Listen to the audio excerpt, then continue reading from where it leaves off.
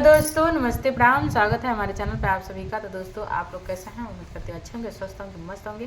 तो आप लोगों के बीच में इस टाइम अब चुटकुला नाच गीत जा रहा है और धमाकेदार प्यारा प्यारा गीत जा रहा है। तो आप लोग सुनिए और शुरू से लास्ट तक सुनिए। जैसा भी लगा कमेंट द्वारा जरूर बताइए दोस्तों। चलिए हम लोग सुनाते हैं।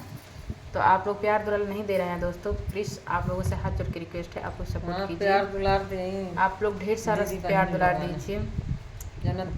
आगी लाग हो बला मुआ झरेला जुल्फी, आगी लाग हो बला मुआ झरेला जुल्फी, झरेला जुल्फी हो झरेला जुल्फी, आगी लाग हो बला मुआ झरेला जुल्फी, आगी लाग हो बला मुआ झरेला जुल्फी।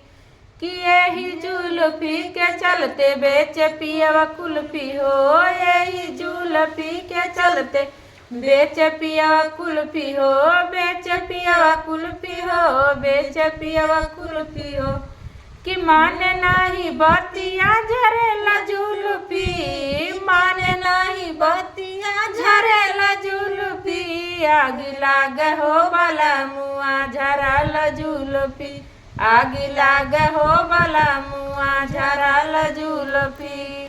कि नन्हवा के बाट पियवा तू त सावखीन हो, नन्हवा के बाट पियवा तू त सावखीन हो, सावख में बीत जाला रात तोहरो दिन हो, सावख में बीत जाला रात तोहरो दिन हो।